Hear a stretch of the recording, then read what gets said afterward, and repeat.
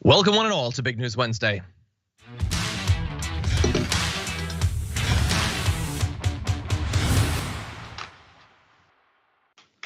Hey everybody, I'm Iadarola. That is Jayar Jackson. Jayar, thank you for being here. What's going on, John? What's going on, TDR? How you guys feeling this morning?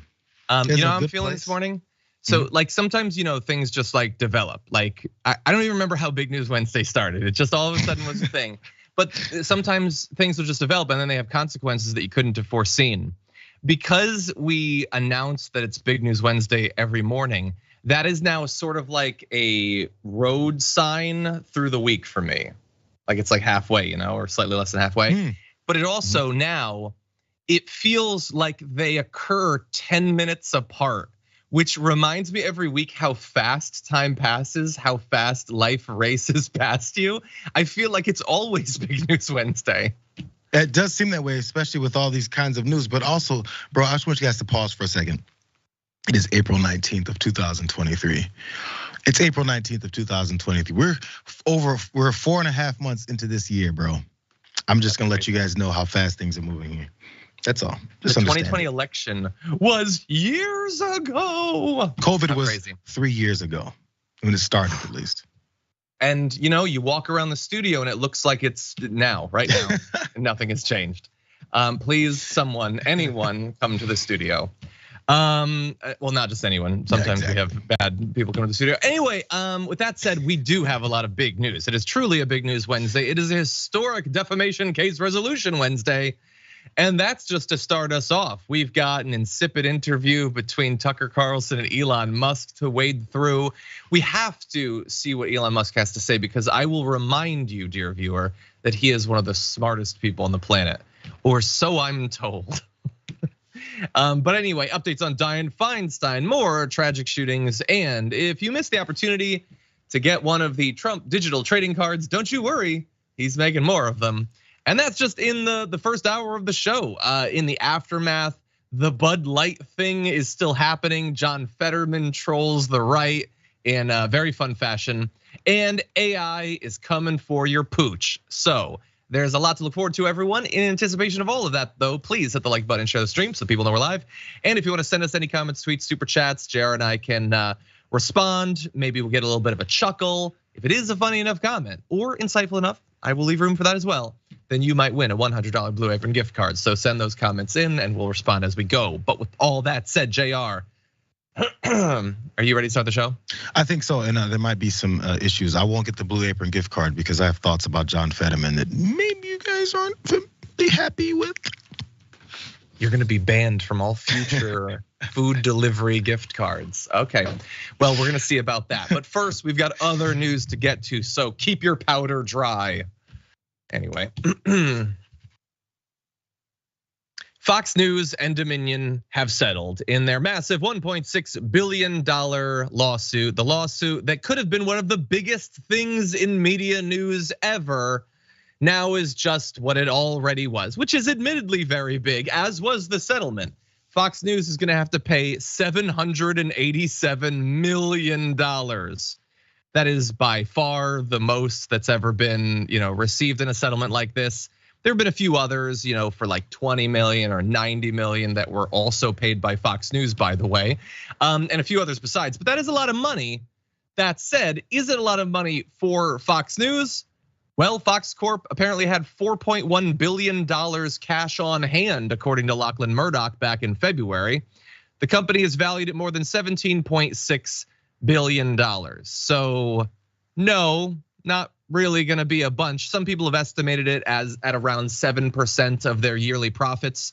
So a lot of people are trying to figure out how to put this in other terms that people might understand. So I think I read that, like, to save the reputation of Sean Hannity, they paid for the equivalent of like 5 737s or something.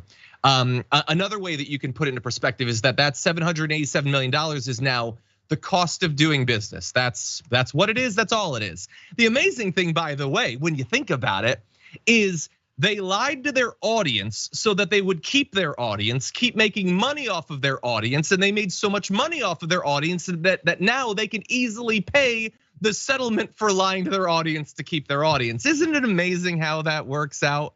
And all they have to give, aside from the money, which is a small portion of the money they bring in, is they put out a little statement.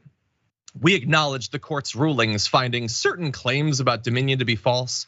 This settlement reflects Fox's continued commitment to the highest journalistic standards. We are hopeful that our decision to resolve this dispute with Dominion amicably, instead of the acrimony of a divisive trial, allows the country to move forward from these issues. And I think that makes sense. Nothing reflects a continuing commitment to the highest journalistic standards than having to pay the better part of $1 billion for all of the intentional knowing lies you told your audience to con them into still supporting you.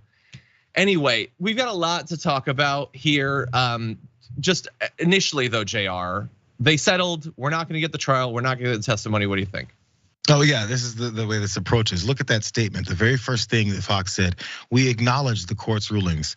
I think some people read that as, they've admitted that they lied. No, we acknowledge the court's rulings. We know this, this lawyer speak that they're going through about this to keep themselves out of actually saying what it is that happened, how it happened, and why it happened.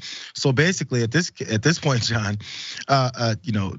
this whole thing, Fox has turned Dominion into Roman Reigns because all they've done is acknowledge me, and that's it. That's all they need. Move on. We are not gonna have a single Big News Wednesday without a reference to the WWE from now on. Is it true though? Yeah, no, it is basically true in a form. So not only do they get to put that out, literally not having, again, to acknowledge the individual claims, but literally using the statement to imply that they're the most reputable news. In addition, Sean Hannity, Tucker Carlson, Jeanine Pirro, Maria Bartiromo will not be required to issue retractions or make any statements about it whatsoever. Davis ruled that all of those hosts broadcast falsehoods about Dominion, but it doesn't matter. They don't need to say anything to their audience.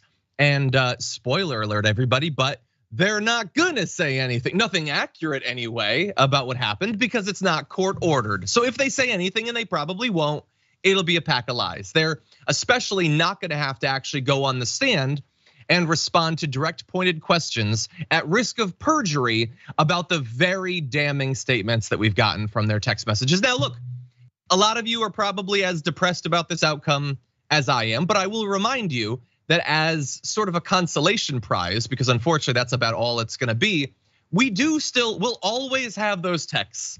We'll always have demonic force. We'll always have, I hate you passionately. We'll always have, I just can't wait for Biden to be inaugurated from Tucker Carlson.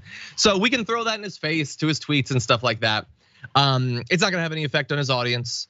These people have long since self-selected to love being conned by the media, by politicians. There's nothing they love more than being swindled.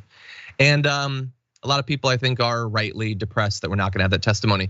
Even Gretchen Carlson tweeted, "Please, Dominion, do not settle with Fox. You're about to prove something very big." Reminder, she received a $20 million settlement and a public apology after accusing Roger Ailes of sexual harassment. You might get that mixed up with the other sexual harassment scandals that Fox has been involved with. There's been a lot because it's a disgusting den of misogyny. So those sorts of things are gonna happen. But anyway, Jayar, I really just wish that we were gonna get the Tucker Carlson. I wish that we were gonna have Jeanine Pirro get poured into the witness seat and have to respond to some questions. Maria Bartiromo having to be asked about her own EP, saying that she should literally never be on television. But unfortunately, it's not gonna happen. At this point though, you have to ask yourself, what is it that would actually sway some of these Fox viewers to actually think differently or understand what is it how they're being used? Because look, if those folks came on trial, look, Donald Trump wanted a mugshot to be circulated when he was getting his arraignment there for his charges.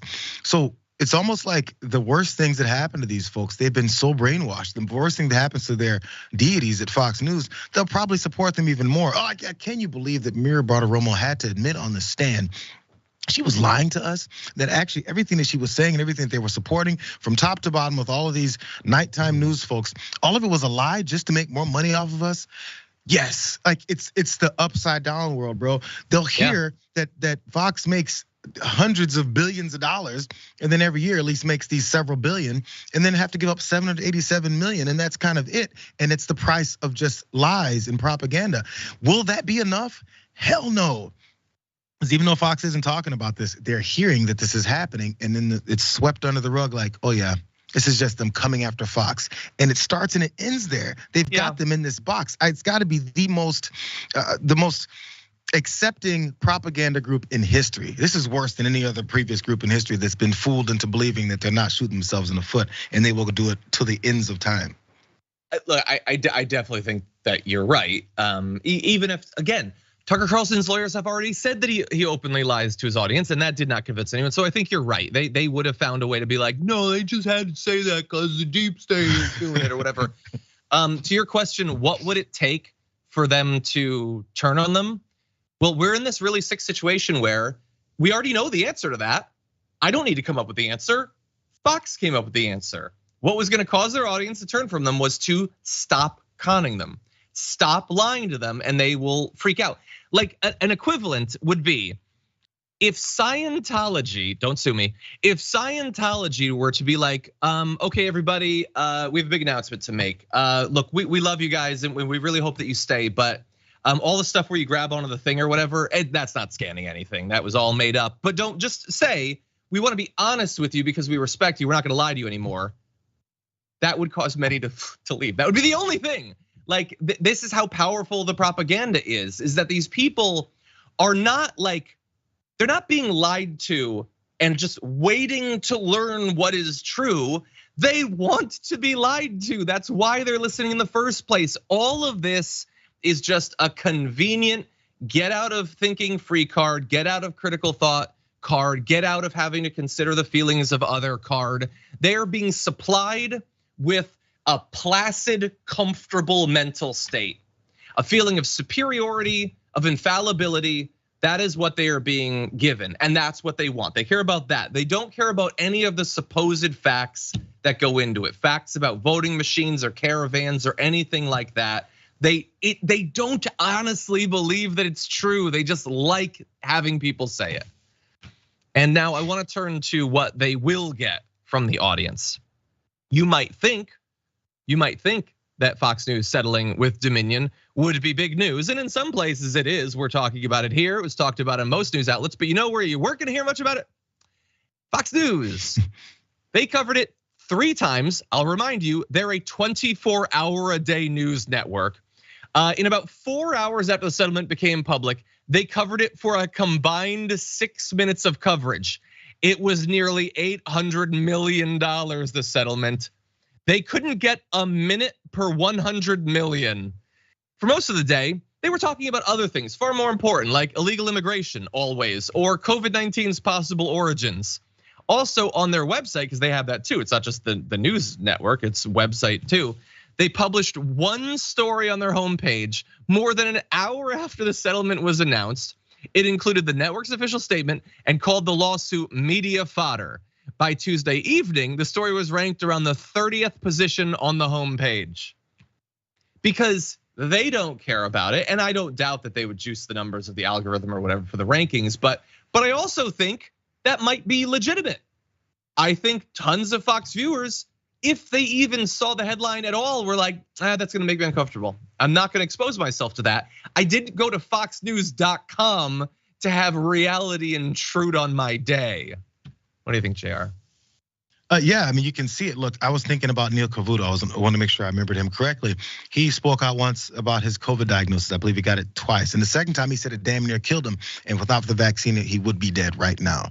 This dude got pushed back. He got fired. Neil Cavuto's probably some death threats tossed in here and there. Ironically, when he's barely survived. Oh, we're gonna kill you for this. Again, nothing that's independently seen by me that he got death threats, but we know how these things work. That's the response they'll get when a smidgen of truth is inserted into any of their news broadcasts. It's how dare you? You don't belong on Fox News. I've perused some of the comment sections on some of these stories just to see what the viewers are thinking, see if they've had any kind of awakening. And it's always, what are you doing this on Fox for? It's explicit. This is Fox. We don't come here for truth. And they know it. That's just the way this is here. There's this significant portion of people that are okay with being lied to their faces. And if you give them any truth, they're all like, that's not what I'm here for. I'm supposed to go for other locations to bash Fox News, which I think is where even other conservative networks, they want nothing to do with this. Yeah, there has never been a safer space than Fox News. That is all it has ever been designed to be. Now it's designed to do other things, make sure that taxes are lowered, there's no regulations on corporations and everything, but it is designed to be a swaddle for the conservative mind that just makes you feel warm and held. That's all it's supposed to be. Reality has no place. But as you point out, Newsmax and OAN haven't mentioned this. Isn't that interesting? They know that Fox was actively lying to their audience, specifically so that Newsmax and OAN wouldn't gain their audience. Why wouldn't they mention anything about that? Well, they're also facing their own lawsuits when it comes to Dominion, because remember that for however deranged the lies on Fox News were, they were worse on Newsmax and OAN. That was the whole issue for Fox. Newsmax, by the way, put out a statement saying that they believe that the facts at issue in Dominion's case against us are materially different from those that may have driven Fox to settle, and no conclusion about Newsmax should be drawn from that settlement. You had the same sentient pillow man on. You had the same people, you told the same lies, probably more of them and for longer. So I guess it's different, but not in a way that's probably gonna save you. OAN did not respond to a request for comment. That was probably wiser, I would say. But anyway, I know a lot of you are probably wondering with Fox and Dominion settling, well, where do we go from here? Is that it? And mostly But not necessarily. There are still other lawsuits facing Fox News, including ones that are at least at face value pretty similar to the one that they just settled. So you have, let's see, a historically large settlement like this from Fox could lead to shareholder lawsuits. So shareholders, obviously they have a financial interest in the future of the company. They could say that, sure, this is good for your hosts or whatever that you settled, but you just paid $787 million. I think that if you'd taken this to trial, maybe you wouldn't have had to pay anything. You just severely harmed the financial state of the company for no reason, so they could potentially sue. I don't know how likely that is to work. After all, to the extent that I've ever invested, I'm not in the capacity where the company would listen to my concerns, but that is something that is out there. By the way, they're still being sued by Smartmatic. So Dominion and Smartmatic were both attacked in sort of similar ways. They're both companies involved in election software and hardware. They put out a statement, by the way, saying Dominion's litigation exposed some of the misconduct and damage caused by Fox's disinformation campaign.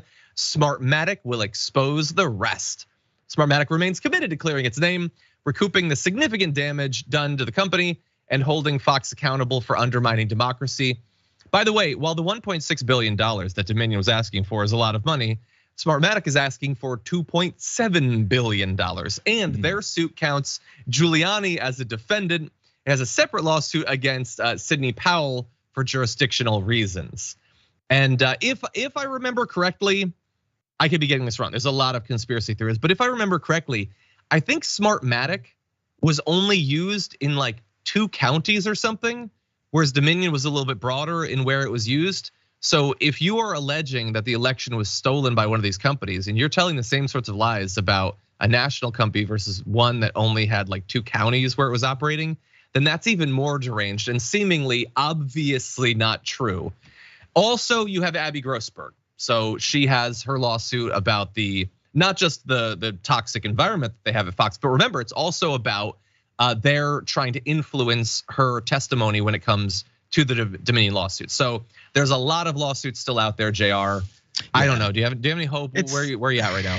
I'm gonna let you guess where I think this is gonna go. I think these other lawsuits will be significant in the grand scheme of significance of lawsuits and what they're gonna be culpable for and all that. But as far as changing some of the thought processes or the loyalty people have for this network, I don't think so. These are gonna be seen as small fragments that come off and, oh yeah, it's Smartmatic, that other company, who knows, it's little frill lawsuits. Or these other folks that were disgruntled former employees, whatever. Oh, you mean those shareholders? We don't know who those guys are, whatever, it's money, people making money moves. And it's just gonna kind of get forgotten. I'm only going off of that compared to how much people are actually paying attention to this and being serious about it. Yeah, it's all just folks that are against Fox News, but I'm looking for the people who've somehow been fooled into believing that they tell you the truth to see some of this. And that's the problem I don't think we're gonna see much of. But also one last thought, will Smartmatic, if they get, Fox News by the, in the same way that Dominion had them, will they see the way that the response to Dominion settling was kind of seen as, yo, why didn't you get this further? Maybe they can see it and go, yo, we want to make sure that they actually say this on air. I don't know if they are going to have that kind of, leverage on them, but if they do, maybe they should see it. Look, I think a lot of people want that. I think from a company's point of view, they want to get paid. Yes. Dominion got more off of this than they'll make in years and years and years of actual operations. I think Smartmatic is gonna be like, okay, maybe we can get 887 million, or maybe we can get 300 million. But regardless of which it is, it will still be, to take us back to the beginning, cost of doing business. Like I would love to, again, at this point, it's not up to the jury and it's not up to the judge because they settled. They didn't get to actually decide. But if I could have a little heart to heart, I'd be like, so in what way does this lead to them being less likely to lie in the future? They have now been told that even if the impossible happens and everything lines up in the early stages of the trial where this doesn't get dismissed, and Fox is way more obvious about what they're doing than they will ever be in the future again. They're not gonna be sending text messages like that back and forth. They're gonna be meeting in person and making sure that there's no paper trail. Why would they be less likely to lie in the future? Even if all of that went wrong again, they lose 7% of their profits, but they continue to grow and they continue to go. Why wouldn't they? This is going to lead to more lying from them. That's the precedent that's set. And again, the jury and the judge didn't get to weigh in the end, but from the point of view of, a person who wants democracy to function and thinks that the media, the true media, has an important part to play in that, then this is not a good day. Anyway, with that said, we do need to take our first break. When we come back, we've got a lot more news to get to, so don't go anywhere.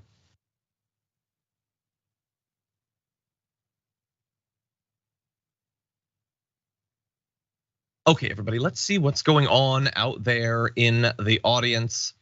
Gabby Marita says in the members' comments, yay, Jayar. I think for a Big News Wednesday, Jayar should have to wear a Red Sox hat. The B stands for big news, right? There's lots of B's on hats. I mean, maybe, I think I do have a Red Sox hat, maybe. But we'll see. Okay, we'll see. Let's see, Cheesecake Brownie says they could finance a small country with the money they spent settling lawsuits. It is amazing that, and nobody, as far as we can tell, is gonna get in trouble. Not even like the people that don't care about, like they could cast Maria Bartiromo to the side, they wouldn't even care. She's not even getting in trouble. Can you imagine if I said something that cost TYT $78,000? Tiny fraction. Do you have any idea how in trouble I would be? They can cost some 787 million and who cares? It's amazing. Michael, welcome to your membership. I think that's actually coming from the pre-port, but either way, thank you for being here. Kiddaboot Forever, member for 26 months, says, I hope y'all are doing well. I've been MIA, LOL. No worries, sometimes life intercedes, that's understandable, and I would never begrudge you focusing on your life, but thank you for being here. We're still here, we're always gonna be here. Unless I say something that costs the company $78,000, in which case I'm probably done. Anyway, Robbie82, member for 14 months, says, I did the math and 787 million at 1 million per month would take 65.3 years to spend. That would be so amazing. Yeah, like we understand that, millionaires have a lot of money. Have you ever seen the comparisons to actual billionaires? Like how much money they would have to spend every day to lose that? It is amazing how much money that actually is. Anyway, okay, let's see. Sailor Dai Gurin has said in a super chat, really disappointed in the settlement. Our country really needed the trial to get Depp versus Heard coverage in order to break through right-wing bubble. Well, I hope the amount of coverage would be the only thing similar to the Depp versus Heard media coverage. Anyway, Paul says in a super chat, my dad, not even a Trumper, was watching the Elon Musk interview with Tucker and told me in a very confident way, this guy's really smart. You should listen to him. We have such low standards. There are actual geniuses out there. There are very smart people. They don't get brought on the media very often. They're not wealthy. It's amazing. It's amazing. Brad Vertigan says, Fox isn't alienating current viewers, but they are most definitely alienating potential future viewers. I know it's the long game, but it'll get better. Sure. I mean, look, I think that they have their farm league for Fox News. That's the independent right-wing channels that agree with Fox News on literally everything, who are training, I think in an even more obvious way, some younger people, incels and like proto-racists and misogynists and stuff like that, the manosphere, to become Republicans. I think that they have that going for them. I think that when you look at the political distribution of young people, I think that they do have a problem on their hands, but they're trying to adapt and they can continue. They have infinite money. That is always a good thing to have in your back pocket. Absolutely as much money as you could ever need to try whatever you want. Anyway, Franklin Sharpslicer sent a super chat saying, liar, liar, Fox on fire, even when they failed the voir dire. I don't know, is that a Latin? No one cares forsooth, they only choked for a millisecond that they can't tell the truth. Dragon Dad and Jayar, you tell the truth by far. Thank you. Apologies as always for ruining your poem, but it was great and I loved it, thank you. Okay, with that said, we've got a lot more news coming, including Elon Musk versus Tucker Carlson. We're gonna see if we're as impressed with Musk's intelligence as that guy's dad after this. John, good, John. I get the feeling you're gonna get charged that $78,000 for ruining my man's poems. I mean, there's gonna be something that comes up. Okay, thank you. A lot of people are saying that the Latin that I was butchering was the juror screening process. We have a lot of law students in the audience today. Thank you for that. Okay, with that, let's get weird, starting with this. But once you have birth control and abortions and whatnot, now you can still satisfy the limbic instinct, but not procreate. So we haven't yet evolved to deal with that because this is all fairly recent, last 50 years or so for birth control. So I'm sort of worried that, hey, civilization, if we don't make enough people to at least sustain our numbers, perhaps increase a little bit, then civilization is going to crumble. Now, I understand that some of you who might not be familiar with Elon Musk and what he gets up to, you might see the confident way that he delivers that thought. You might look at the look on Tucker Carlson's face as if he's never heard anything more intelligent than the absolute drivel that he's hearing right there. But I need to remind you, lest you become one of the sad online people who believe that that guy's a genius, that all of that was utter and absolute nonsense. Birth control, yes. Hormonal birth control is relatively new, but I'm gonna blow Elon Musk's freaking mind right now. People have been doing stuff to control whether they get pregnant or not for a little bit longer than 50 years. It actually goes quite a ways back, dude. You should look into it. Take a look at this picture. This is a 13th century illuminated manuscript featuring an herbalist preparing a concoction containing pennyroyal, which can lead to miscarriage for a woman. There were a few other ways that they did it too. People found a way, is what I'll say. More importantly, Elon Musk has long been obsessed with the idea that if the population doesn't continue to rise, that will be the end of civilization, which you could potentially have an intelligent conversation about. He has never been a part of that intelligent conversation. The way he talks about it is the way a capitalist would talk about worries of potentially there being fewer workers to compete with each other, so maybe labor would gain some more power. But at the end of the day, the reason I wanted to start, out of all the stuff that Tucker Carlson and Elon Musk got up to, the reason I wanted to start with this was Elon Musk talks about every single topic with the exact same level of confidence. And I need you to know, and I don't begrudge you the possibility that you might be ignorant of this, because most people can't follow the news every day. They can't follow everything that Elon Musk gets up to. They don't know everything about his past. But I need you to understand, he has no expertise in anything having to do with human reproduction, population, anything like that. And that is true for most topics. We're gonna talk about AI and everything. He helped to found OpenAI. That has led some people to believe that he's typing away at a computer training AI models. He's involved in Tesla. He didn't even found that. That has led many people to believe that he's like Tony Stark in a garage putting together batteries and stuff. He doesn't have training in almost any of this, so please take with a massive grain of pennyroyal anything you hear coming out of his mouth. Jayar, what do you think? Well, I don't know if it's his cadence or the choice of words he uses, but has people fooled into thinking he knows what he's talking about. Again, as you pointed out. But then again, you went back a little bit further. These methods of potential birth control, even things like abortion. These Christ-like figures, as they like to call themselves. Apparently, I haven't read the Bible because there's verses in the Bible about I guess an unfaithful woman, and the punishment that comes with that is miscarriage, forced miscarriage, which would not result in this procreation of humans. As a matter of fact, it's Numbers chapter 5, verse 27 and 28, if you'd allow me to read. If she's made herself impure and been unfaithful to her husband, this will be the result. When she's made to drink the water that brings a curse and causes bitter suffering, it will enter her. Her abdomen will swell and her womb will miscarry, and she will become a curse. Odd how that works. But verse 28, if however the woman has not made herself impure, but is clean, she will be cleared of guilt and will be able to have children. So it sounds like it's based off of whether or not you're impure or not, whether or not you should be able to have children. It was just the law. Whether or not you believe that that's the Bible endorsing this practice, it's mentioned. It's something that far back that humans have been doing. But we're gonna try and convince people to think just because I'm Elon Musk and I talk like an idiot, that somehow what I'm saying makes some kind of sense. Because it just happened in 1970. When are we gonna stop listening to this guy? He knows nothing. I think that would be great.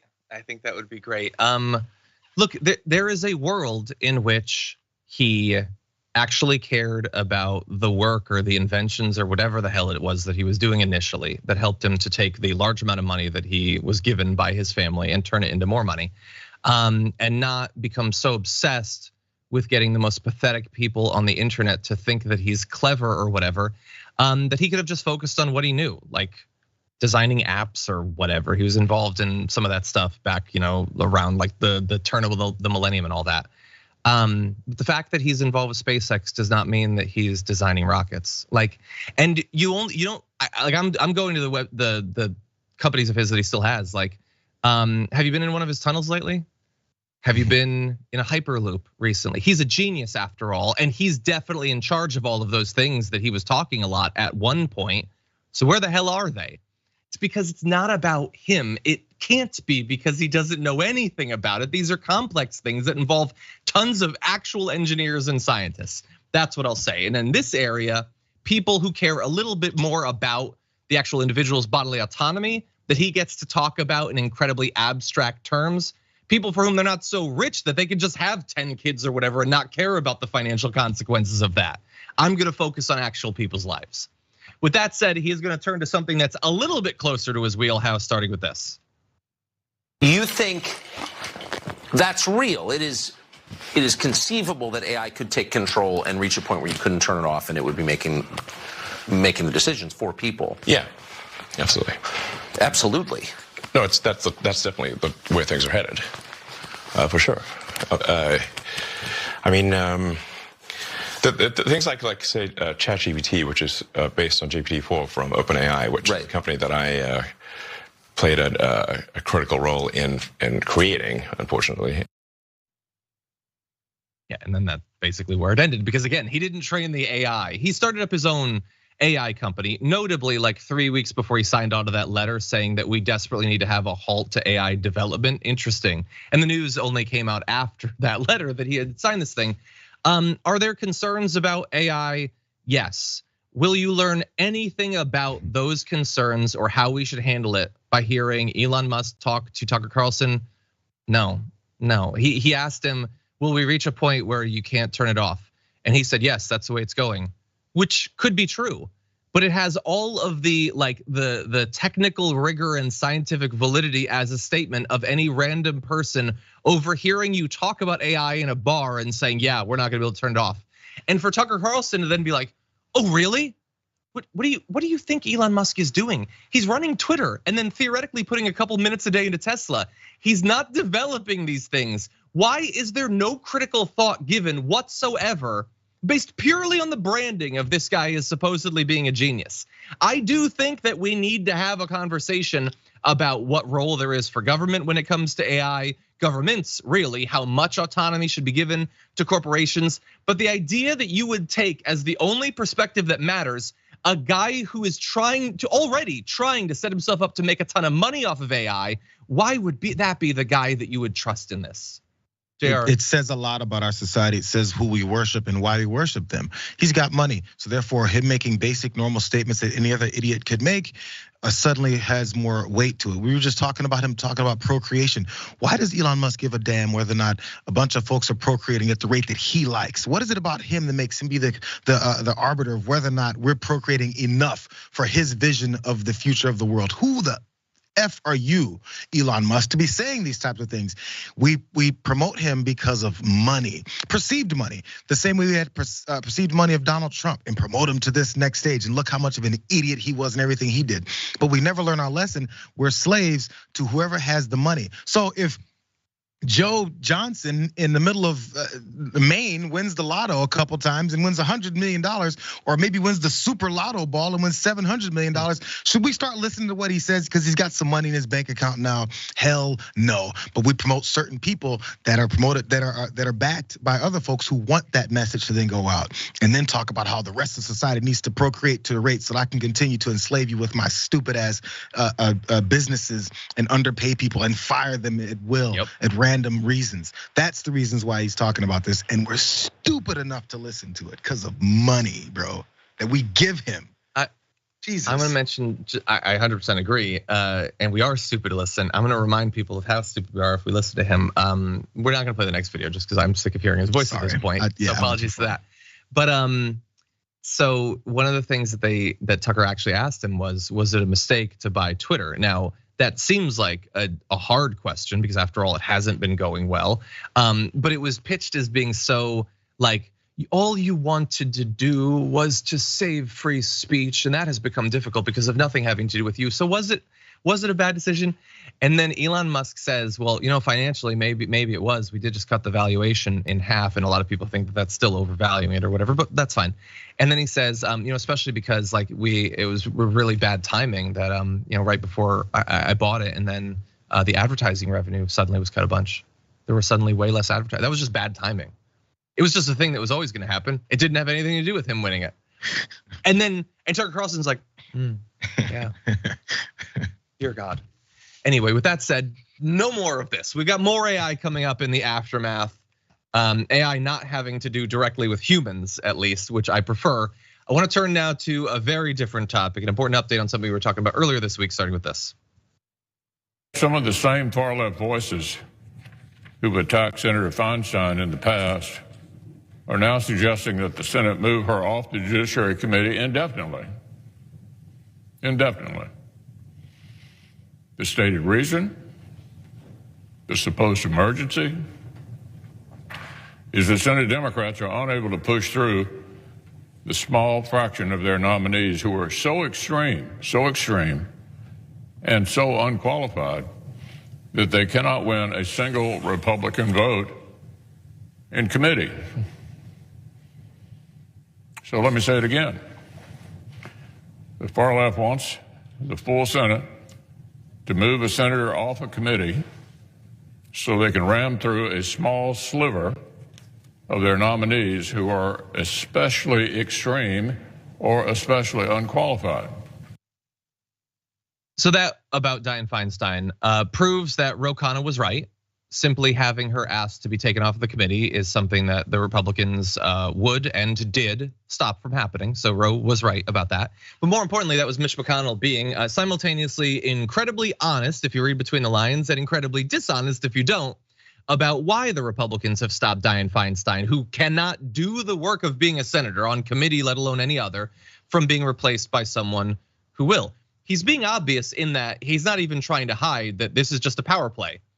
They want to stop the replacement because they don't want judges going through. So he's being honest about that, as he always has. He wants judges to be confirmed when Republicans are in charge, and he doesn't when Democrats are. That's all it is. But then, of course, he's lying about they can't get one Republican vote because they're so extreme. Yes, that's why. That's an honest reflection of the current state of the Republican Party, that you would need a Democratic judge nominee to be super extreme to have all of the Republicans in lockstep stop them from being put forward. Merrick Garland was nothing. He was pudding soft, and they didn't put him on the Supreme Court. It has nothing to do with the nominees. By the way, Trump put forward a bunch of people who the Bar Association said weren't qualified to be in their positions, and Republicans didn't have any problem with that. So candidate quality is not an issue here. This is just them using the fact that Dianne Feinstein can't be there to vote as a way to stop Joe Biden from getting the judges that he is, as president, owed. What do you think? It's pretty easy to see that, as you're talking about the lies, or at least the pushback and his assertions that it's all about these unqualified judges. All that is very obvious. It's transparent, but he talks really slow and he has gravel voice and he shows up there and then he's really boring. So most people would be like, oh, he's talking about some kind of Senate back and forth, who knows? But yeah, Dianne Feinstein isn't there, and we didn't really hear what Mitch McConnell's saying. You know, that's Mitch McConnell said in the past is his number one purpose, especially when Trump was in office, was to get through as many judges as possible so they can control our legal system and the way laws and the challenges to their horrible laws are actually made. He said it openly. Anything else Mitch McConnell talks about, he absolutely can't stand Donald Trump, but he needed him there so he can push through as many judges as possible. That's what they did agree on. He'll take all of the slams and the accusations and the racist things that are said about his wife from Trump. He'll take all that. The most important thing to Mitch McConnell is these judges. And as you can see, these ones that are placed in these very high positions all the way up to the Supreme Court, there's a reason why, and you can see it. This is all he's about, man. It's obvious. Yeah, it's again, like he's willing to admit that. He does a little bit of cover about it, but it is incredibly obvious. I'm gonna turn to one other aspect of this though, because I think it's really important before we end this segment. The Republicans are not allowing Dianne Feinstein to be replaced on the Judiciary Committee because they don't want Democrats to get judges. So we get that. And we know that anything else that they say about this is gonna be BS. But get a load at what some of the female Republican senators are saying to cover for this obvious power play. Joni Ernst says, to me, it's ageist and it's sexist. If I were a dude, would they be saying you need to step down or you need to recuse yourself from a committee? Marsha Blackburn says, I don't know if it's age discrimination, sex discrimination, but we do know they wouldn't do it to a man. So having two Republican senators who are women, who are surrounded by the misogyny of their colleagues on a daily basis and know how honestly misogynistic American politics is, use faux concerns about sexism to justify the anti-democratic power play that they're doing is just like chef's kiss if you don't care about what happens in America. Dianne Feinstein requested to be taken off.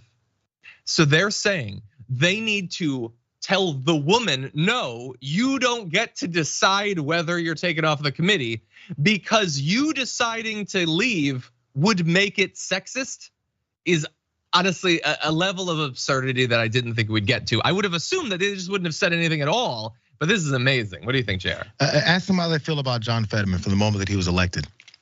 When he was in that debate and he was still recovering from the stroke and he was having trouble putting sentences together. Ask them how they felt about then and if it was a matter of whether or not he should be in office because they didn't feel he could do the job. Is he a woman? I thought it was the Republicans who were talking about how Democrats have a problem deciding what a woman is. But apparently they do, because when they are going hell bent on pushing back on John Fetterman serving, which we're gonna talk about later, maybe there's some validity to wondering if someone can do the job for unforeseen circumstances. Ask them if that's a woman or a man thing, because they're definitely coming after him. Somebody should ask them a direct question, see what they have to say. Now, thankfully, I'm gonna close with this. Thankfully, there is still pressure for her to formally resign and be replaced immediately with someone who's gonna be hopefully far more reflective of California voters, although it's gonna be up to Gavin Newsom, so we'll see how far that goes. But here's a little bit of Congress people. This is Jamal Bowman, AOC, on Feinstein. Yes, she's had a very long and stellar career, but missing that many votes, stopping us, it stops us from moving forward with judge nominations. I think this is something that is, it is unfortunately something that I think it is appropriate to consider in this sense. Than I would be were I them, but I understand that they're gonna be hit with all sorts of accusations of ageism and sexism. So I sort of understand that, but the pressure needs to mount. There's lots of judgeship. These are in some cases like many year or lifetime appointments, like they need to go through. It's incredibly important. It's owed to Biden as president. So hopefully they increase the pressure. With that said, we're sorry, last thing. When it comes to say some woman has a pregnancy leave or maternity leave and people get fired over that stuff, or sick leave, and regular folks, think about how many Republicans fight for those people. We're talking about people getting ousted from their jobs for their medical conditions. See if they really give a damn about that stuff. Yeah. Okay, we're gonna take our second break. Don't go anywhere.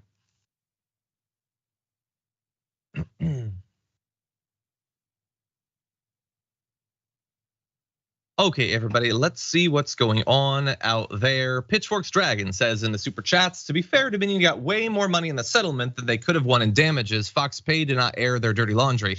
Yeah, no, I get it. And I understand why they did it from a financial point of view, which was the only point of view that they were truly going to care about. They would definitely take that money. That's why Fox offered it.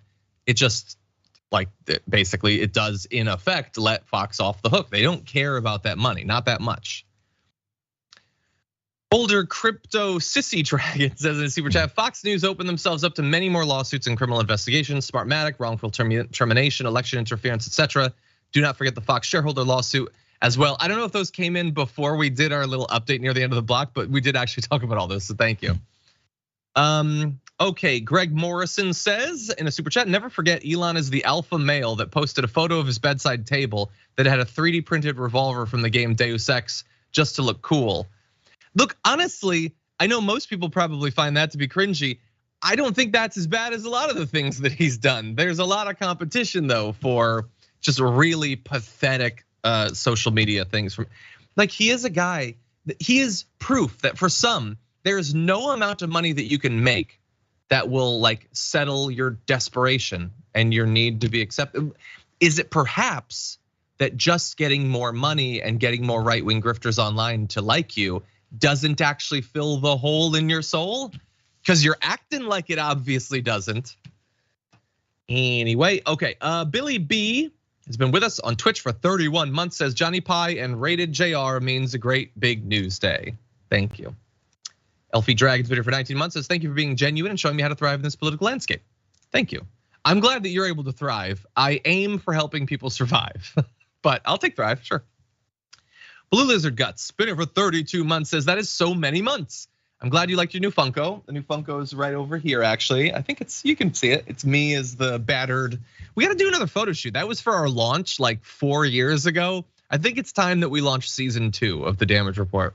Anyway, I'm excited for Franny to get hers. Jayar, yours will get done eventually. Thanks for being awesome, and your hair looks wonderful. Thank you. So you got a custom Funko coming your way as well. Thank you, Blue. Oh, that's gonna be dope. I'm excited. Lucky Pletcher Dragon's been here for 11 months. Says 11 months, not sure why my streak says 6. Hooray for Wednesdays with John and Jayar. Hooray for you too. 1971 Double Dose, been here for 7 months. Thank you. Darth Hollister for 19, that's a hilarious name. Purple Monkey Dishwisher, it's been here for 19 months. I don't know how that's supposed to be pronounced, but either way, thank you for being here. Okay, Rocky Mountain High's been here for 17 months. Says shout out to Amanda in San Diego who saw me out with my wife in a TYT hoodie and showed us some love. From one dragon to another, thank you for your kindness. It was great to meet you.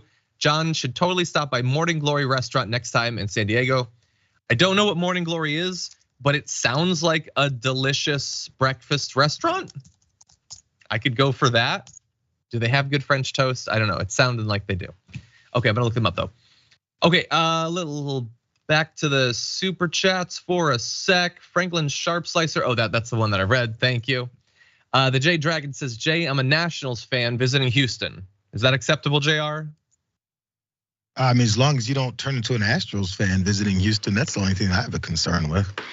Go Nationals, I suppose.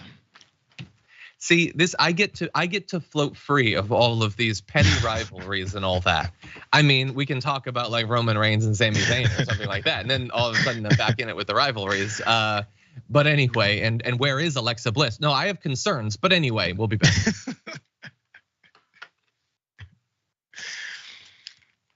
John, the real question is did Cody Rhodes get screwed? Because it doesn't look like he's getting another shot. That's all I'm saying.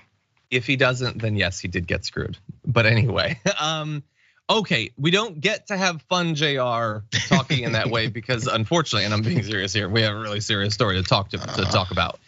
Continuing only the worst sort of streak in the news. Let's jump into this. A man has been arrested after shooting 2 Texas cheerleaders, one critically, after one of them mistakenly got into the wrong car. Peyton Washington, we can put up a picture right here, was a cheerleader that was critically injured and is stable in the ICU. That is the good news in this story, and it is the only good news in this story. This is the suspect, Pedro Rodriguez Jr., 25-year-old, now been charged with deadly conduct, a 3rd-degree felony. I suppose the fact that he was promptly charged is the second bit of good news, and we can't take that for granted in America when someone needlessly shoots multiple people.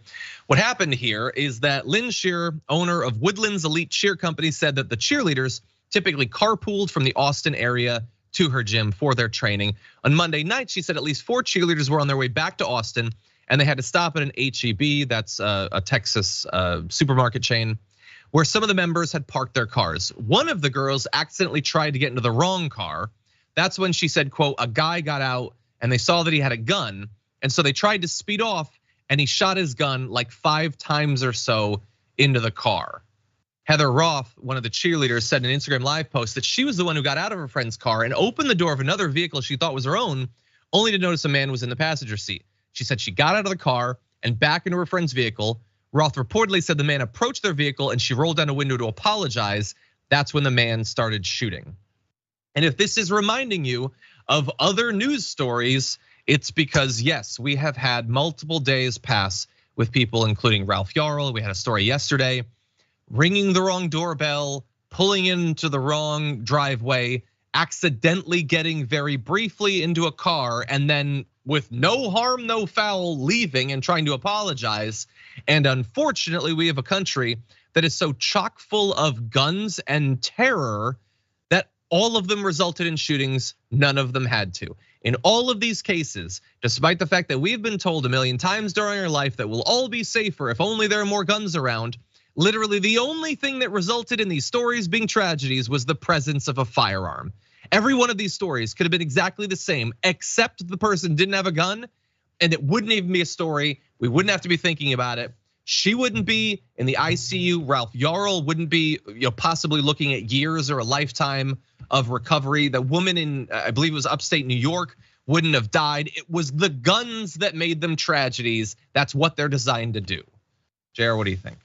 So this is the cheerleader that was sitting in the car because they had a carpool lot. They'd come in after this long practice. It's middle of the night, and she's dropping her friend off. The cheerleader that went to the wrong car got grazed by a couple of bullets. Sadly enough, the trauma she has to go through just from seeing that. So Peyton here, who was the victim, the one who was in the ICU over this whole thing, was sitting in the car. So to folks who maybe say like, yo, when you go up to the wrong car, that's the circumstance, that's the consequence, or maybe she shouldn't have been jiggling on someone else's car door. Even if it was a mistake, because we never know, what should Peyton have done? Sit there, wait for her friend, and then when somebody approaches when she has no idea why her friend is running back to her car going, I'm sorry, I had the wrong car, and then gets shot multiple times and is gonna have to get parched over, spleen removed, and all these things that are happening to her. What should she have done in this country? Someone like Charlie Kirk has an answer, and he said it before. We just have to have some of y'all die for the fact that I get to worship my guns. That's the answer. There's no other answer. So anything else you hear when it comes to maybe you should have done this, maybe you should have done that, maybe you should have done the third thing, they don't mean any of it. What they mean is maybe you should just die because I gotta have my guns to defend myself from people who are doing nothing. Let me go ahead and just shoot them. And by the way, John, Ralph Yarl was Thursday last week. Kaylin Gillis was Saturday over the weekend, and this was Monday. It's every 2 days. These are the ones that we're hearing about. Imagine how many we don't. That's a great point. Yeah, I don't know, because little stories like this could easily just be local or state news. It's possible that these last two were only news because of Ralph Yarl. That might be the only reason it was raised to a national level. That is a great point, Jayar. But I will suggest one other thing that I guess they were supposed to do according to everything that we've been taught. So if he's justified, and we'll see based on Texas's stand your ground laws, which by the way have been linked to something like 700 additional deaths each year after they're put into place. What they should have done is if he was justified in following them back to their car, cheerleaders, to shoot them because he was so threatened, well, they were being approached by a guy with a gun. They should have had a gun, and when he was walking towards them, they should have gunned him down because they were threatened more than he was. That's the cool thing about more people having guns. Guns are simultaneously the solution to being threatened and implicitly threatening. They justify their own use. The more guns around, the more shootings you have, the more guns you need because of all the shootings, and the more shootings you'll have because of all the guns. This doesn't make much sense from a human point of view, but if you sell guns or stay in power based on getting people to be terrified 24/7, then it makes a certain sort of sixth sense.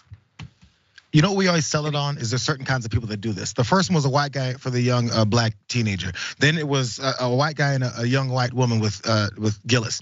And then it was a Latino guy with what appears to be a black woman or a mixed woman. So all this is, it seems like it just keeps crossing all these different boundaries of it's the people and it's not the guns. The guns are always the constant. Just keep it in mind. Insane. Okay, we don't have much time, but thankfully it's not that much of a story. I just find it to be fun. So let's jump into this.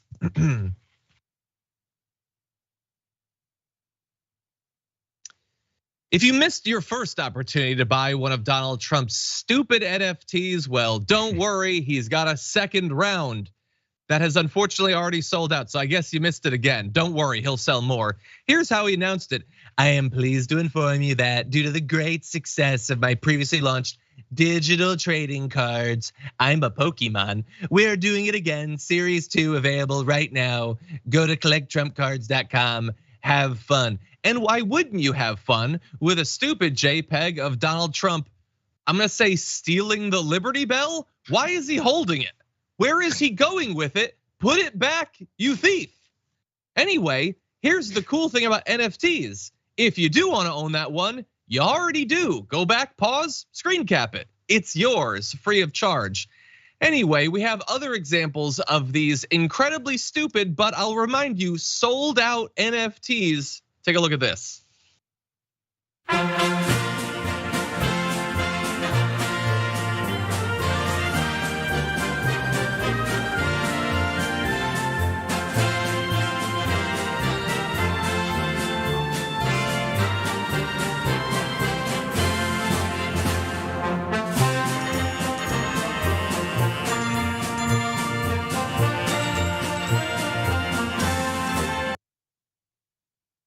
I have to admit that I don't understand the desire to have an image of him hunting when he doesn't hunt, playing the guitar when he doesn't play the guitar, riding a motorcycle when he doesn't ride a motorcycle. He seems to like the idea of him being perceived in these cool ways, and yet with all of the resources in the world at his disposal, he hasn't chosen to live his life in anything approaching a cool fashion.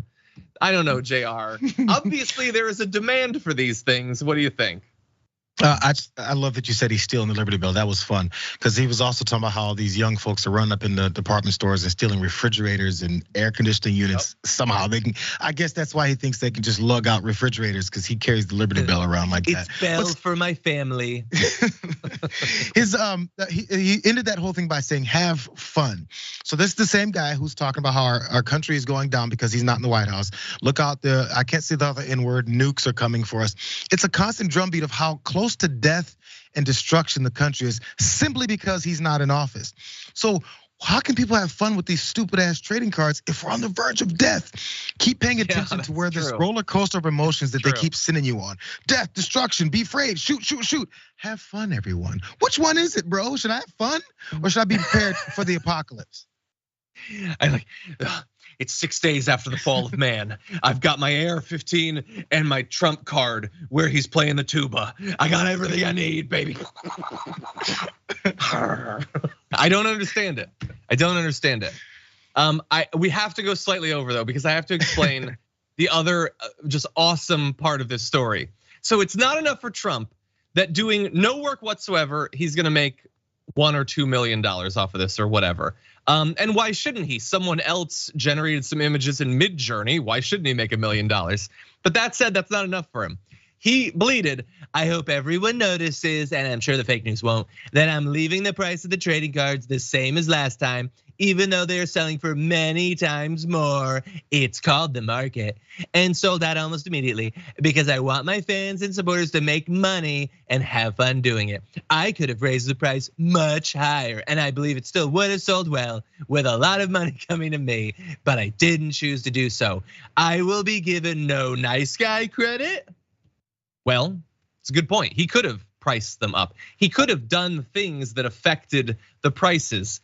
What if he already did though? Because despite him being a nice guy and wanting his fans to make money, it turns out that him releasing those had an effect. Specifically, the launch appears to have cratered the secondary market price for the original Trump NFTs, which started at nearly $835 late Monday. They dropped 50% in a matter of hours. So the people who initially bought those might have made money. That's how cryptocurrency works. You pawn it off on someone else to make money, but the money comes from someone else being the dupe, holding it when the market craters. That's the whole thing, and it just happened. So you missed your opportunity to buy the Series 2, but don't worry.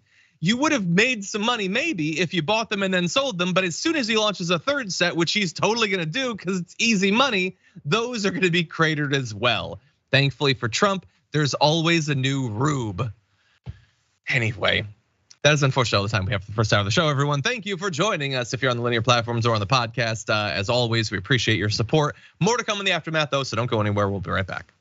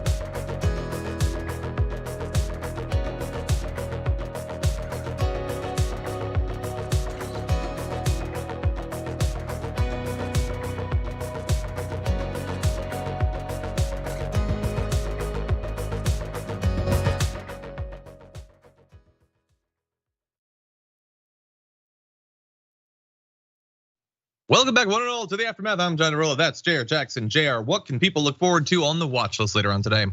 Oh, the watch list, that fun show. Let's see. Let me go ahead and go through this because M&M, my two producers, Emilio and Emily. I don't know if they like that nickname, but we've got it for them. We've got that similar story with Peyton Washington, who was shot, the third person, young person in a few days that's been shot for doing nothing wrong but sitting there. There's cops that are beating up teenagers as well because that's fun. But there's one of my favorite stories today. There's a hitman site that basically recruits people that want to be hitmen because I heard there's a job employment issue going on in the country, and this one particular guy was very particular and detailed about how he would like to be a hitman and all of his credentials that would lead him to that job, and he's been arrested. The details of what this guy provided to this, it was a joke site.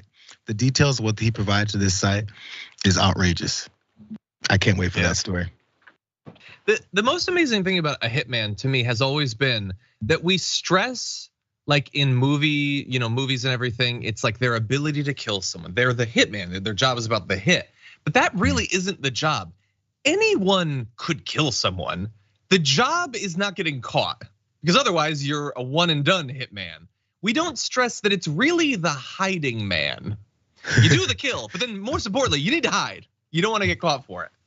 Anyway, I feel like there's a lot of like false advertising when it comes to recruiting hitmen. Anyway, with that said, I also wanted to mention, we were talking during the break about the NFT thing. I saw a comment from, I believe it was from May Money, who was like, he should at least send them an actual card. And I've always felt that. It would be way cooler if they were like unique actual cards that you sent to each other. They could still gain in value. I mean, if there's any value to be gained there, isn't that way better having an actual card in a case than a JPEG? Then you really are the only person who has it. Limited edition, bro. Better. Make 500 of them and they're worth tons, right? Even though they still shouldn't be. But amongst MAGA, it would be. What a great idea. I don't get it. It's just too old school. So much better. I don't know. I feel like we need a swinging back away from the digital. Like there is stuff that is just better. May Money came up with that idea? Is that what you said? May Money came up with that idea? Well, May Money said that they should at least get one. Yes, I believe it was. Yeah. Great idea if it was May Money. Good idea. A much better idea than what your Warriors are doing right now against the Kings. Sorry. Everything comes back to sports. I'm sorry. Anyway. I had to do it. I still love you guys. I'm gonna read a few comments before we jump back in the news. Resting Stitch Face, welcome to Tier 1 membership. Glad to have you here. Love the name.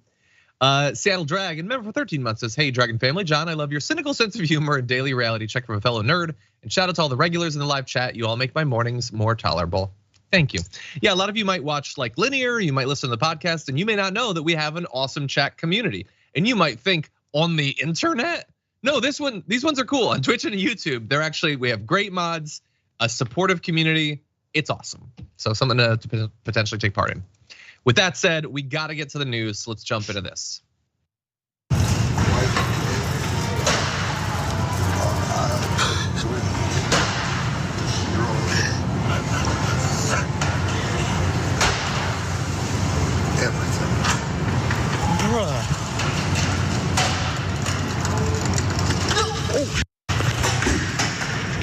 Why destroy the bush light, dude? Why?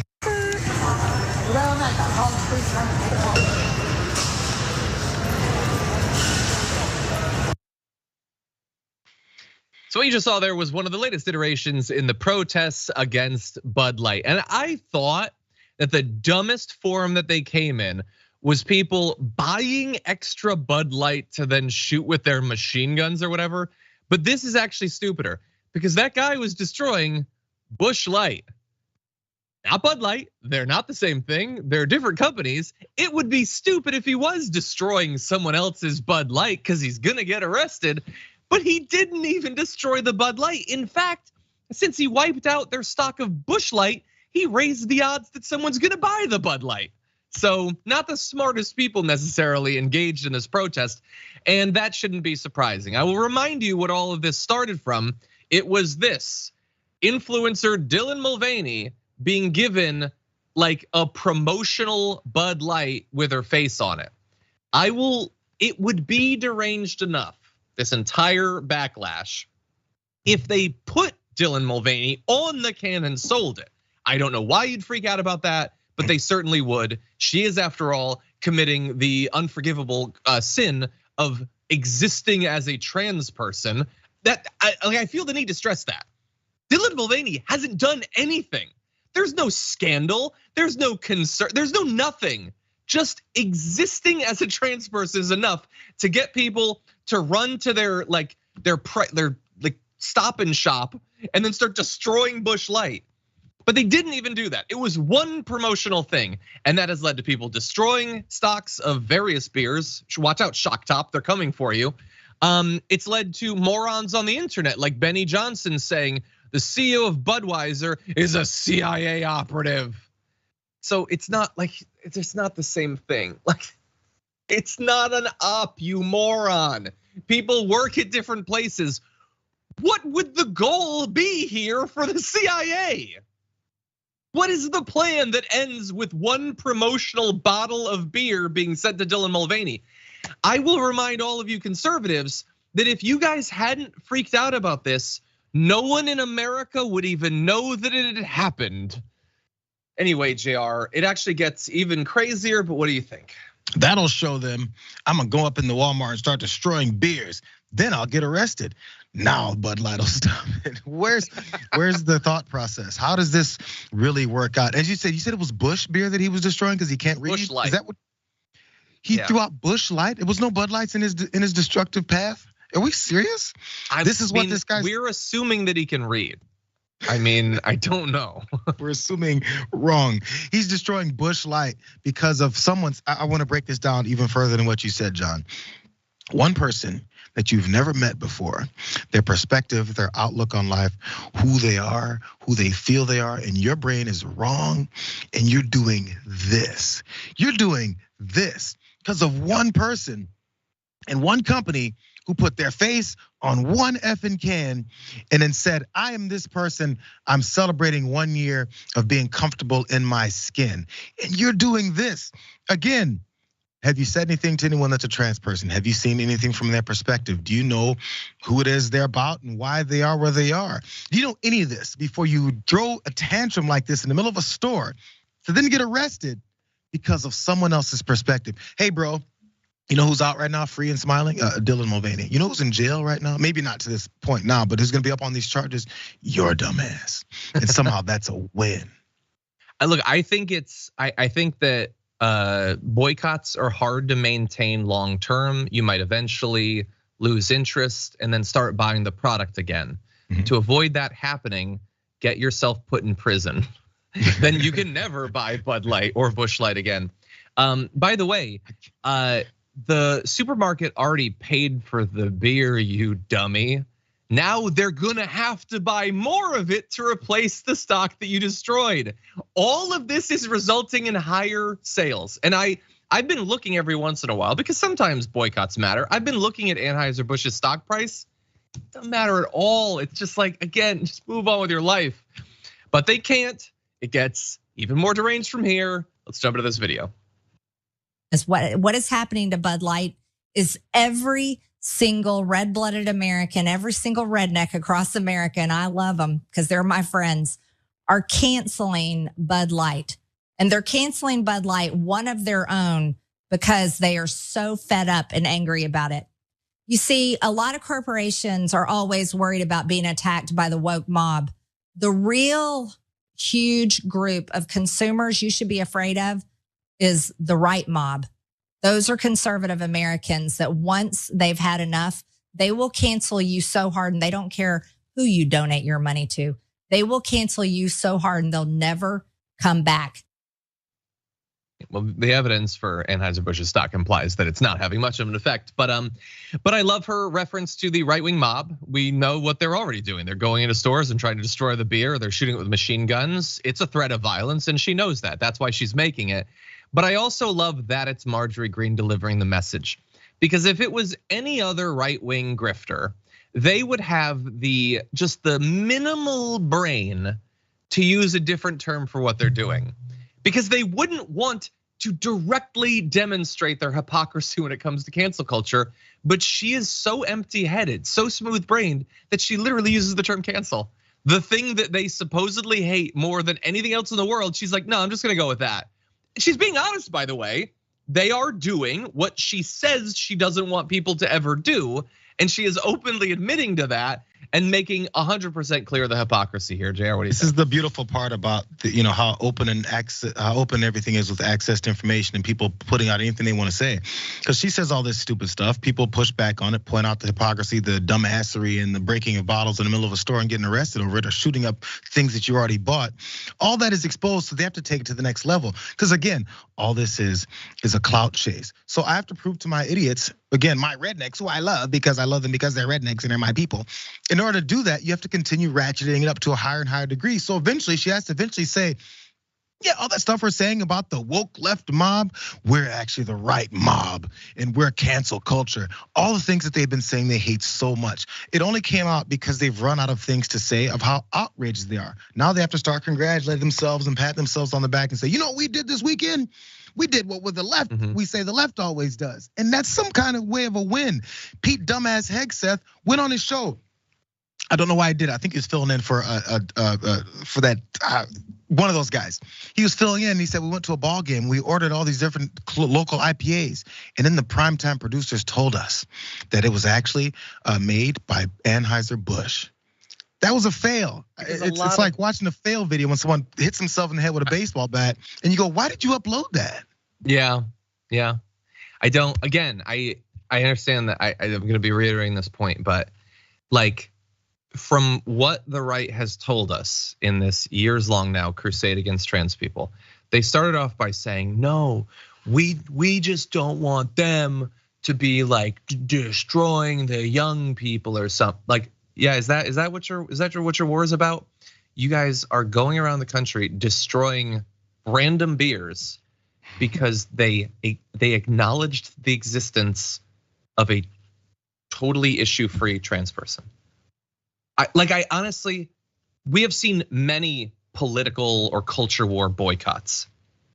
This is the dumbest one that I think I have ever seen in my entire life. Dylan Mulvaney hasn't done anything wrong. She was on a promotional beer. Like, can you imagine freaking out this much just because someone existed on a product?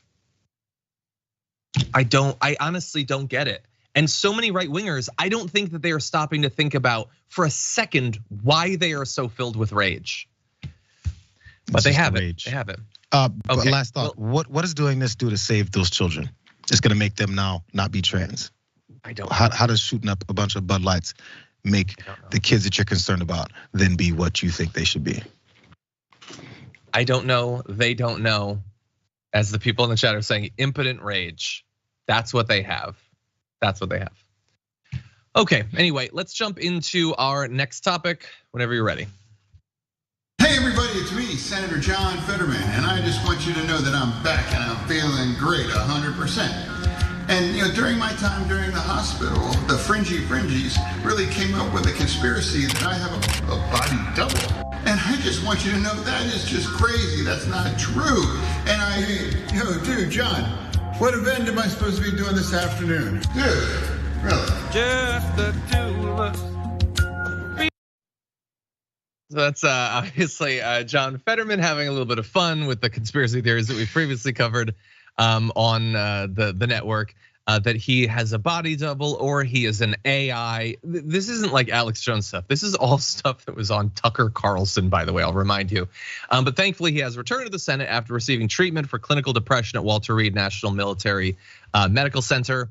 He had begun inpatient treatment back in February and was discharged at the end of March. He said, "I want everyone to know that depression is treatable and treatment works. This isn't about politics. Right now, there are people who are suffering with depression in red counties and blue counties. If you need help, please get help.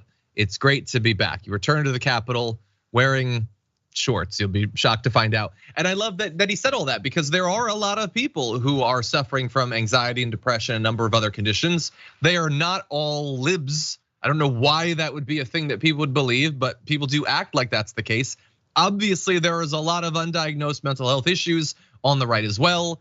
And some even acknowledge it. All of the incels seem to understand that there are some significant problems that need to be dealt with, but there are very few powerful, prominent people that admit their own struggles. And so credit to John Fetterman for that. That said, Jayar, you had some issue with this, I think? That back and forth he did was great. I don't have issue with that. That was hilarious. But no, the other thing is just, we were talking about Dianne Feinstein and her not being there and all that. Not that he shouldn't, but if it comes to the point, and he's dealing with medical issues, and these are serious things, as he's pointed out. But the point of electing John Fetterman is because he has great ideas, he has good energy, he has ways he can talk to folks, and maybe he can talk about sway the debate and get things passed that people that wanted him to be there, he's not doing, not by his own fault, but we need him, right? And if he's not there, it's like he's not doing what we need him to do, and not by his own fault. But just if it continues to a point where he can't do it for an entire term or something like that, we miss an opportunity to do the things that he wants to get done. That's my only issue. Okay. I'm glad he's back and returning because that is actually the main focus here. I just didn't know how long it was going to be. Sure, yeah. Look, and I think my guess would be that if this became such a recurring problem that he couldn't do his job, hopefully he would at that point step down. But I think that even in not being there, it does put a focus on something that rarely gets talked about. And so I think there's potentially help to that too. And he went for the time that he felt he needed. He came back now. We'll evaluate as we're going forward. But I understand what you're saying. He'll be good. I'm glad he's back. Me too. And the video was fun. Hopefully we don't get a strike for that. Actually, we should probably have the music, the sound sort of fade out at the end there. When it's just the sound, I'm a little bit worried about that now, actually, Mike. If we could note that. Anyway, with that said, in just a sec, we're gonna move on to our last story with a few minutes remaining. I do want to say, May Money to Building says in super chat, Jayar, Draymond got suspended for game 3. They act like he stomped him out like the Undertaker. Let's get the Dubs and Clippers to the finals. You lost me with the sports talk, but you brought me back a little bit with the Undertaker. I've been guilty ever since I said it, May. I've been rooting for your Warriors. It came to me. Yes, Draymond he's getting screwed. He's getting hosed. That's what I think. Anyway, Arthur Ashbrook says in super chat, John, you should go on the watch list on Wednesdays. I do like the idea of that, but I also do the main show on Wednesdays, and that would be a lot, but we'll see. Swidane Dragon with a great point. The total number of humans on Earth has doubled since modern contraceptives. Exactly, it's just boneheaded nonsense is all that it is from him. And Red the Calico Cat Dragon says, don't insult Pokemon like that. Good point, sorry. Okay, are we ready to go, Mike? Ready to go? Stand by, it's time for some AI. I'll be back. Hasta la vista. Calculating cyber collections. Sorry, John. I'm afraid I can't do that.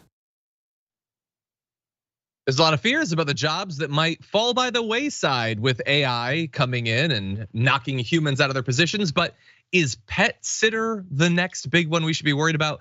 Well, there's a new smart device called Companion that bills itself as the all-in-one nanny and tutor for your dog. You can see a shot of it right here. It's supposed to stimulate and entertain your dog while you work or run out to buy grain-free artisanal dog food, our producer wrote, which I think is hilarious. We have a little promo for how the device is supposed to work, so why don't we go to that? Introducing Companion, your dog's new friend that uses computer vision and artificial intelligence to provide hours of productive play and constant health monitoring. Give your dog the gift of joy by reserving Companion at joincompanion.com. So to give you a little bit more information, because what's shown in the video is interesting, but it's very limited. It can apparently see when your dog sits. Obviously, it's gonna have to do more than that. It is stationary. It dispenses treats. It, quote, provides all day scheduled and on-demand engagement for your dog with games, behavioral programs, and training. Simultaneously monitors your dog's health, looking for sudden or subtle shifts in your dog's movement or posture that can indicate pain, anxiety, or stress. And it uses AI to help teach them commands and play games with them. All of that theoretically could be good. You know, you don't want to leave your dog for a long time and have them be lonely or whatever. But I also know, like, I've played, my wife's dog is obsessed with her, obsessed. When I play my wife's voice through her phone to the dog acts as if she has never heard her before, ever. Those voices don't seem to have any effect on a dog. So I'm not sure how successful this is gonna be. Also, it's stationary. The dog can just walk away. Like, it can just go on the couch and ignore it. I'm not saying that the product won't have a use or whatever. It's not coming out until May 2024. And I like the idea, but it just seems like TVs and speakers don't seem to have an effect on dogs. So I'm not sure how exactly this would. What do you think? John, why are you hating on this new product? I mean, we had one of those things that spits out a treat if we want to and talk to it similarly, and has a little camera and you see what Sprocket's doing. He doesn't like it. We also have this Roomba that rolls around the house and vacuums. He hates that damn thing. He's afraid of it. So maybe it's for certain dogs that are high strung and like to interact with weird box machines, but some dogs just don't. So okay, maybe there's a market for it. But the other thing about the adding the health thing, it teaches them sort of the companionship is the one thing. We leave the TV on if he's there. Maybe he's entertained by it, whatever. There's also a dog channel on like DirecTV. I don't know what dog's watching. I heard about this a few years ago. All this stuff to make your dog have more comfortable alone time, which I understand because I feel bad leaving the dog by himself. But all this stuff about how it's gonna trace his heart rate, whether or not he's breathing right, the third and the fourth thing. Come on, bro. We're just adding that stuff to make sure that we have some reason to sell this product because it's just to keep your dog company. It doesn't have to monitor whether or not he's gonna choke on his spit while he's hanging out at home alone. Calm down. If he was gonna die off that, he'd do it at another time. He'd have done it by now. Calm down. Just saying. Yeah. Anyway, look, I do think that there is going to be a market for these sorts of things to provide companionship generally. I don't know about for dogs. I don't know if that's what dogs really want. I do think eventually though, for people, maybe for kids, for older people, I think that eventually you are going to see AI personalities that have a role. I think that within 5 years, 10 years, 20, I don't know exactly how long. I'm not a genius like Elon Musk, but I do think that that's gonna be a thing. I think it might be a little bit tougher on the dogs though, but I would love to be proven wrong. So companion, bring your best. With that said, that is unfortunately all the time we have for the show today. Thank you, Jayar Jackson, as always, for joining me. Yeah, absolutely, thank you guys, good times. Everyone can check out Jayar on the watch list coming up in just a little bit. Indisputable is gonna be up next. Also wanna remind you tomorrow is the members hangout for our tier 3 members on YouTube. So if you are one, please schedule that time. It's half an hour from basically now, but tomorrow, it's in the future. And you can become a member if you'd like to take part. With all that said though, stay safe out there, stay sane out there. I'll see you soon.